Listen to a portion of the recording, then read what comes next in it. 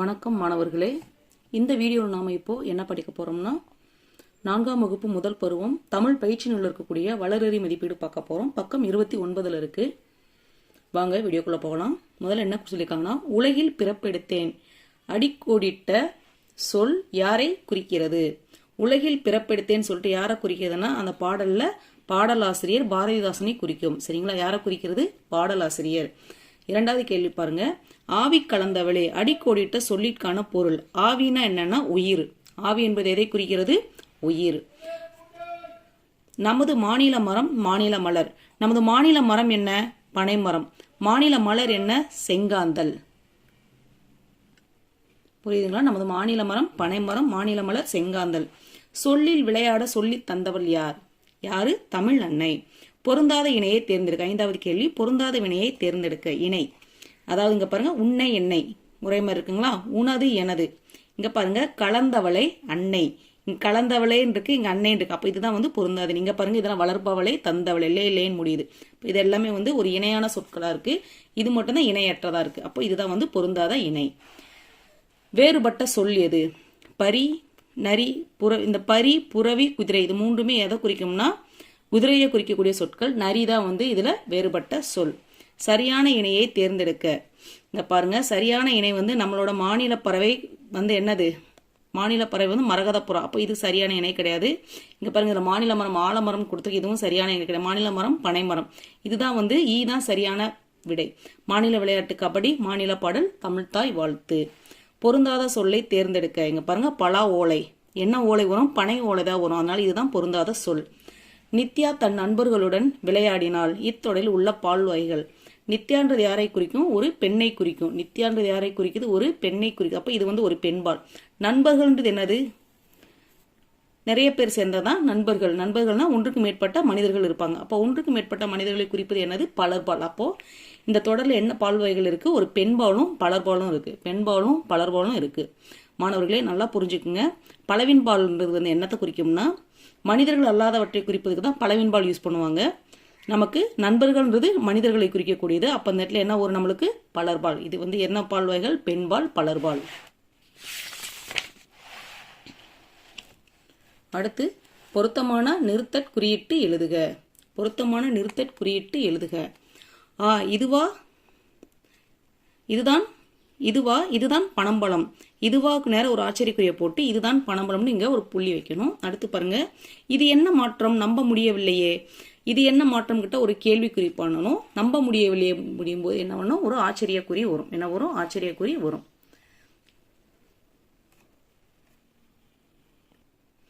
ஒத்த ஓசை சொற்களை உருவாக்கி எழுதுக. இங்க இருக்கிறதுக்கு ஒரே மாதிரி ஒத்த ஓசை சொற்களை எடுத்து எழுதணும். மனம், குணம். உன்னில், எண்ணில் இருக்கு. இங்க உன்னில். கொடுத்தவளே, எடுத்தவளே, எனக்கு, உனக்கு. இங்க வந்து சரியான விடையை தேர்ந்தெடுத்து எழுதுக. வாழைன்னு எதை குறிக்கும்? வாழை இலை. வாழை வந்து இலையை குறிக்கும். கம்பு வந்து என்னது? கம்பந்தட்டை, சோளத்தட்டைன்னு வரும். கம்பு வந்து தட்டையை குறிக்கும். புல் வந்து தாள். பனை வந்து என்னது? பனை ஓலை. அப்போ சரியான விடை வந்து இது இதுதான் வந்து சரியான விடை. தொடரில் உள்ள வா வரிசை சொற்களை அகர வரிசைப்படுத்தி எழுதுக. அகர வரிசைன்னு என்னன்னா முதல்ல வா, அதான் அகர வரிசை. ஆள் ஆரம்பிக்கும். இவ்வு குட்டல் ஆதான் வா. அதனாலதான் அகர வரிசைன்றாங்க. புரியுதுங்களா? அதுக்கப்புறம் அகர வரிசைன்னு அதுக்கு அப்போ வா முதல்ல எழுதணும். அதுக்கப்புறம் வா, அப்புறம் வி, வி, வே, வே. இதுதான் வந்து அகர வரிசை. புரியுதுங்களா? அகர வரிசைன்னா எப்படி? முதல்ல வா, வா, வி, வி, வே, வே. அந்த மாதிரி எழுதணும். புரியுதுங்களா? அப்போ வாழ என்ன ஆரம்பிக்குது? வளவன். வாழ என்ன வரும்? வளவன். வா, வாகனத்தில். வா, வா. அதுக்கப்புறம் வி, வீணா இங்க விளையாட்டு. அதுக்கப்புறம் என்ன வரும்? வி, வீலாம் என்ன வரும்? வீட்டிலிருந்து. இங்க இருக்கு பாருங்க, வீட்டிலிருந்து. அதுக்கப்புறம் வேணா வெளியூர், வேண்டி. சரிங்களா? இப்படிதான் வந்து நம்ம என்ன பண்ணணும்? அகர வரிசைப்படுத்தி எழுதணும். பால் வகைகளுக்கு ஏற்ப பெயர்களை அட்டவணைப்படுத்துக. ஆதிரன் தன் நாய்க்குட்டியுடன் படகில் ஏறி தன் தங்கையை பார்க்க சென்றான். செல்லும் வழியில் ஆற்றில் மீன்கள் துள்ளி குதிப்பதை பார்த்தான். இதுல ஆண்பால், ஆண்பால் ஒரு ஆணை குறிக்கக்கூடியது. ஆதிரன் தான் ஆண்பால்ல வரும். பெண்பால்ல என்ன வரும்? தங்கை. தங்கைன்றது ஒரு பெண்ணை குறிக்கும். அதனால இது பெண்பால்ல வரும். ஒன்றன்பால் வந்து என்னது? நாய்க்குட்டி. ஒரே ஒரு நாய்க்குட்டி தான் இருக்கு. அதனால நாய்க்குட்டி. பலவின்பால்னா மீன்கள். இங்க என்னது? மீன்கள். மீன்கள்ன்றது நிறைய இருக்கும். ஒன்றுக்கு மேற்பட்ட இருக்கதான் மீன்கள்னு சொல்லுவோம். அது வந்து பலவின்பால்ல வரும். அதுக்கப்புறம் பாருங்க, குறிப்பிற்கான எழுத்தை கண்டுபிடித்து சொல் உருவாக்குக. இங்க என்ன வரும், ஒரு குறிப்பு கொடுத்துருக்காங்க, ஒவ்வொன்று ஒரு ஒரு எடுத்து எழுதுனா நம்மளுக்கு ஒரு பதில் வரும். சரிங்களா, அதுதான் வந்து நம்ம இங்க எடுத்து எழுதணும். என்ன கொடுத்துருக்காங்கன்னா, தடத்தில் உண்டு கடத்தில் இல்லை.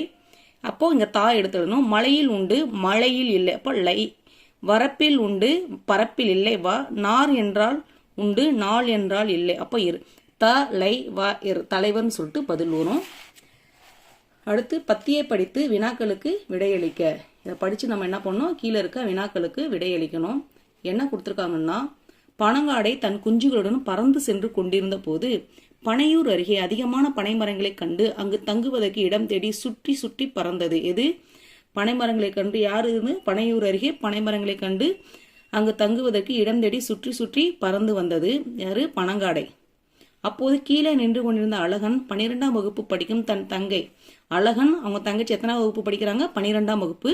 அமுதாவிடம், நீ பனைமர சிறப்பு என்ற பாடத்தை படித்துவிட்டு உன் நண்பர்களுடன் சரியான நேரத்தில் பனங்கொட்டைகளை ஏறி கரையோரம் நட்டு வைத்தாய். அது 8 ஆண்டுகளில் நன்கு வளர்ந்து விட்டது. இன்னும் 7 பலனை தந்துவிடும். அதனால்தான் நமது ஏரியில் நீர் நன்றாக 8 ஆண்டுகள் நன்கு வளர்ந்துவிட்டு இன்னும் 7 ஆண்டுகளில் பலனை தந்துவிடும். அதனால்தான் நமது ஏரியில் நீர் நன்றாக நிரம்பி உள்ளது. மேலும் இந்நல்ல நுங்குகளும் பனங்கிழங்களும் நமக்கு கிடைக்கும் என்றான். இதை கேட்ட அமுதா, இதே போன்று ஒவ்வொரு ஊரிலும் நடந்தால் எவ்வளவு நன்றாக இருக்கும் என்றாள். அதுக்கப்புறம் பாருங்க, கீழே கேள்வி பதில் கொடுத்துருக்காங்க. இதுக்கு நாம சரியான பதிலை தேர்ந்தெடுத்து எழுதணும். நீ பனைமர சிறப்பு பாடத்தை படித்து விட்டு. இத்தோட நீ என்ற சொல் யாரை குறிக்கிறது? நீன்றது யாரை குறிக்குதுன்னா அமுதாவை குறிக்கும். யாரை குறிக்கும்? அமுதாவை குறிக்கும். நட்டு வைத்த பனங்கொட்டைகள் வளர்ந்து பலன் தர எத்தனை ஆண்டுகள் ஆகும்? பாருங்க, நட்டு வச்சு அந்த வரியில் என்ன சொல்லியிருப்பாங்கன்னா, அது 8 ஆண்டுகளில் நன்கு வளர்ந்து விட்டது, இன்னும் 7 ஆண்டுகளில் பலனை தந்துவிடும் சொல்லியிருக்காங்க. அப்போ 8 + 7 15 ஆண்டுகள். எத்தனை ஆண்டுகள் ஆகும்? 15 ஆண்டுகள் ஆகும். சரியான விடையை தேர்ந்தெடுக்க. அதாவது ஒவ்வொரு ஊரிலும் நடந்தால் எவ்வளவு நன்றாக இருக்கும் என அமுதன் கூறினான். அமுதன் கூறல, அமுதா கூறியிருப்பாங்க. அடுத்து அமுதா 10ஆம் வகுப்பு படிக்கலாம். அமுதா வந்து 12ஆம் வகுப்பு படிக்கலாம். அப்போ 2 கூற்றுமே தவறு. கூற்று 1, 2 ரெண்டுமே என்னது? தவறு. கூற்று 1, 2மே தவறு. அழகன் அமுதாவிற்கு என்ன உறவு? அண்ணன். சரியான நேரத்தில் பனங்கொட்டைகளை ஏரி கரையோரம் நட்டு வைத்த. யார் யாரிடம் கூறியது? அழகன் தன் தங்கை அமுதாவிடம் கூறினான். அமுதாவிடம் கூறினான். எடுத்துப்பாங்க. இங்க ஐ செய்யலாமே அப்படின்னு இருக்கு. இங்க பாருங்க, யார் யார் என்னென்ன செய்யறாங்கன்றத இங்க இருந்து எடுத்து இங்க நமக்கு பதில் கொடுத்துருக்காங்க. இதுல இருந்து எடுத்து எழுதணும். இவர் என்ன பண்றாரு? வெட்டுகிறார். என்ன பண்றாரு? வெட்டுகிறார். இவர் என்ன பண்றாரு? இசைக்கிறார். என்ன பண்றாரு? இசைக்கிறார். இவங்க என்ன பண்றாங்க? சுமக்கிறாங்க. இதை சுமந்து கொண்டு போறாங்க. சுமக்கிறார். இவர் நடக்கிறார். வரைகிறார். இவர் ஓடுகிறார். என்ன பண்றாரு? ஓடுகிறார். இங்க இருக்கிற பதில் எடுத்து என்ன அவங்க செய்யறாங்களோ செய்யலோ அதை வந்து நம்ம எடுத்து இங்க எழுதுறோம். அடுத்து இங்க பார்க்கலாம். சின்னாவின் நண்பர்களால் முடியாதா முடியுமா? எதெல்லாம் முடியும் எதெல்லாம் முடியாதுன்னு சொல்லிட்டு நாம இங்க கொடுத்துருக்க படங்கள் பிக்சருக்கு ஏற்ற மாதிரி படங்களுக்கு ஏற்ற மாதிரி நம்ம எழுதணும். இங்க பாருங்க, காகம் கொடுத்துருக்காங்க. என்னால் நீந்த முடியாது, பறக்க முடியும். அப்போ இங்க பாருங்க, இங்க ஒரு மான் இருக்கு. என்னால் பறக்க முடியாது, ஓட முடியும். மானால பறக்கணும்னா ஓட முடியும். மரம் இருக்கு. என்னால் நடக்க முடியாது, அசைய முடியும். காற்றுல தண்ணுவாங்க, அசைவாங்க, அசைய முடியும். மீன்கள், என்னால் பாட முடியாது, ஆட முடியும். இங்க இருக்கிறது என்னது? ஒரு மயில். மயில் வந்து பாட முடியாது, ஆனா ஆட முடியும். மீன்கள் பாருங்க, என்னால் நடக்க முடியாது, நீந்த முடியும். மீனால நடக்க முடியாது, ஆனா என்ன பண்ண முடியும்? நீந்த முடியும். அடுத்து பாருங்க, சின்ன எழுதியதில் பிழை இருந்தால் திருத்தி உதவுங்களேன். இங்க பாருங்க, கருமேகம் திரண்டது, மழை சிந்தும் போல் இருந்தது. சிந்தும் வராது, மழை வந்து பெய்யும் தான் சொல்லுவோம். எப்பவுமே என்னது? மழை பெய்யும் போல் இருந்தது. பறவைகள் தங்கள் கூடுகளை நோக்கி விரைவாக ஊர்ந்து கொண்டு. பறவைகள் பறந்ததுன்னு தான் சொல்லுவோம். சில பறவைகள் பறக்கும். அப்போ பறந்து கொண்டிருந்தன. தோகை விரித்து மயில் வரைய வரது. மயில் என்ன பண்ணும்? ஆடத் தொடங்கியது. என்னது? ஆடத் தொடங்கியது. திடீரென வானில் ஒரு வெளிச்சம், மின்னல் இடித்தது. மின்னல் மின்னியதுன்னு தான் வரும். மின்னல் மின்னியது. தவளைகள் மகிழ்ச்சியில் அங்கும் இங்கும் ஓடின. தவளைகள் எப்பவுமே தாவினன்னு தான் வரும். தவளைகள் தாவின. குளத்தில் மீன்கள் நடந்தன. மீன்கள் வந்து என்ன பண்ணும்? நீந்தும், நடக்காது. மீன்கள் நீந்தின. ஆஹா, அந்த இடமே அழகாகி விட்டதே. மழை மழை மழை. புரிஞ்சுதுங்களா? இந்த இடத்துல சிந்தும் வராது, பெய்யும் வரும், ஊர்ந்து வராது, பறந்து வரும், வரைய வராது, ஆட வரும், ஆட இடித்தது வராது, மின்னியது வரும். ஓடின வராது, இந்த இடத்துல தாவின வரும். நடந்தன வராது, இந்த இடத்துல என்ன வரும்? நீந்தின. அடுத்து மலைக்கு ஒரு கடிதம் எழுதுங்களேன். இந்த கடிதம் உங்கள் விருப்பம் போல மலைக்கு உங்களுக்கு என்ன எழுதணும்னு தோணுதோ அதை எழுதலாம். இங்கே நான் என்ன எழுதிக்கேன்னா, அன்பிற்குரிய மழையே, நீ இல்லை என்றால் இந்த உலகில் மனிதர்கள், பறவைகள், விலங்குகள் என யாருமே உயிர் வாழ முடியாது. நீரின்றி அமையாது உலகு என்ற வரிக்கேற்ப நீ இல்லை என்றால் இந்த உலகமே கிடையாது. நீ அனைவரையும் வாழ வைக்கிறாய், நீவிர் வாழ்க. இப்படிக்குன்னு உங்களோட பேரை எழுதி கொள்ளலாம். அவ்வளோதான், இந்த வீடியோ முடிந்தது.